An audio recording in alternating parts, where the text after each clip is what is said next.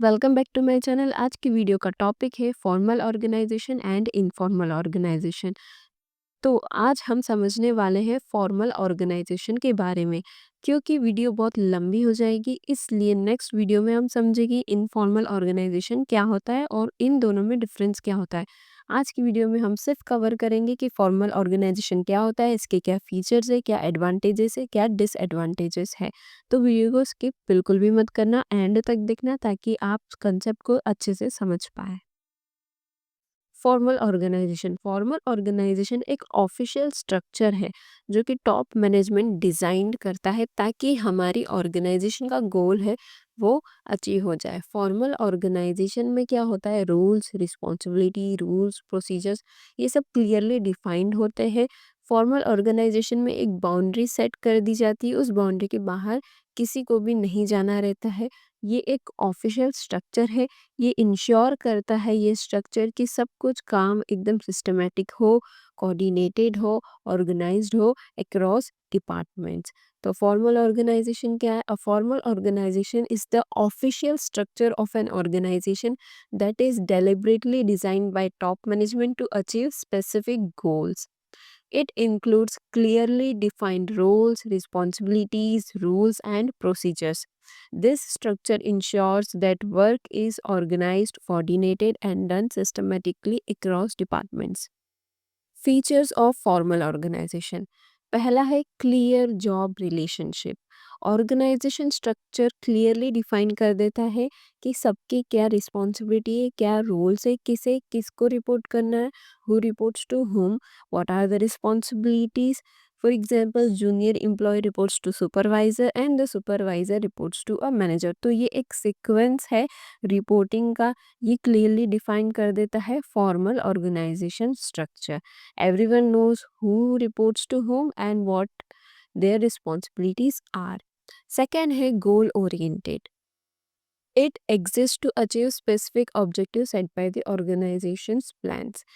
जो हमारी ऑर्गेनाइजेशन का ऑब्जेक्टिव है उसको अचीव करने के लिए हम एक फॉर्मल ऑर्गेनाइजेशन स्ट्रक्चर बनाते हैं. थर्ड है coordination across departments. Formal organisation structure ensure करता है कि सारे डिपार्टमेंट्स में कोऑर्डिनेशन हो, सब लोग साथ में काम करें और स्मूथली सारा काम हो. For example sales, HR, production सारे डिपार्टमेंट में कोऑर्डिनेशन हो, ये इंश्योर करता है फॉर्मल ऑर्गेनाइजेशन स्ट्रक्चर. फोर्थ है design by management. Formal organisation structure कोई एक्सीडेंटली डिज़ाइन नहीं होता है, ये प्रॉपरली प्लान किया गया है, प्रॉपरली अच्छे से स्ट्रक्चर को अरेंज किया गया है कि कैसा होगा हमारा formal organisation structure. It is not accidental. The structure is planned carefully to make sure the organization runs efficiently. ताकि ऑर्गेनाइजेशन एफिशिएंटली रन करे, हमारा ऑब्जेक्टिव अचीव हो, इसलिए हमने क्या बनाया, फॉर्मल ऑर्गेनाइजेशन.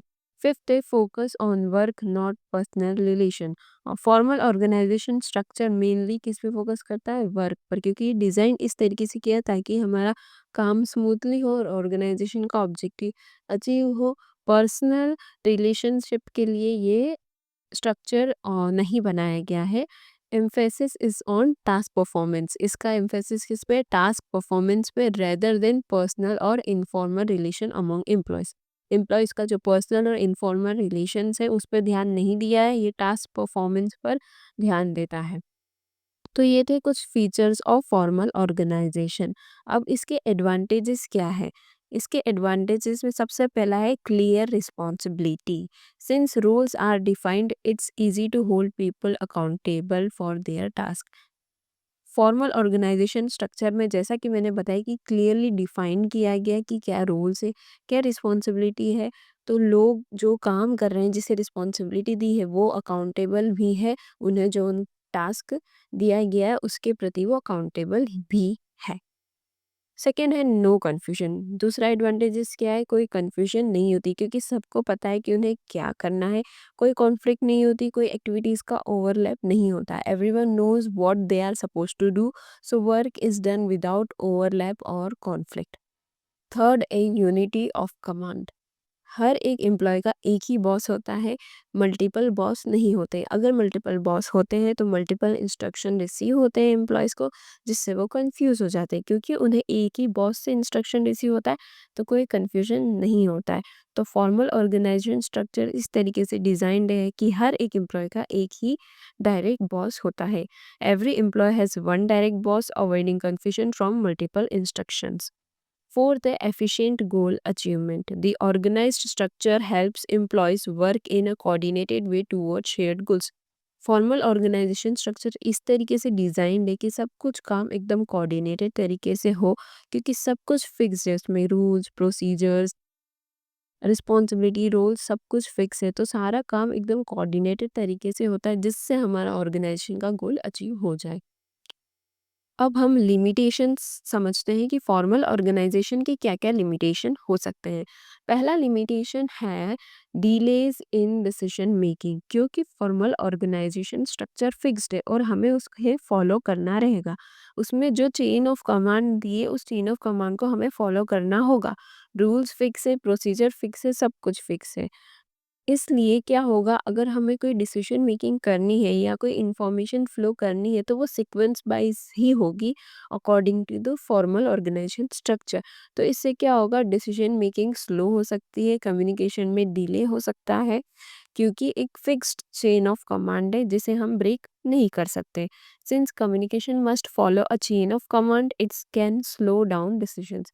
सेकेंड है लैक ऑफ क्रिएटिविटी, क्योंकि फॉर्मल ऑर्गेनाइजेशन में फिक्स्ड रूल है, फिक्स्ड प्रोसीजर्स हैं और ये रिजिड रूल्स हैं। तो अगर ये रिजिड रूल्स रहेंगे तो क्रिएटिविटी और इनोवेशन के लिए कोई जगह नहीं रहेगी, क्योंकि वो हमें ऐसा ही करना है जैसा टॉप मैनेजमेंट ने डिसाइड किया है, जैसा टॉप मैनेजमेंट ने कहा है उसके अकॉर्डिंग ही सब कुछ हमें करना है। हम अपनी तरफ से कोई नया आइडिया, कोई सजेशन, कोई इनोवेशन, कोई क्रिएटिविटी अप्लाई नहीं कर सकते। The rigid rules may discourage new ideas और innovation if they don't fit the system.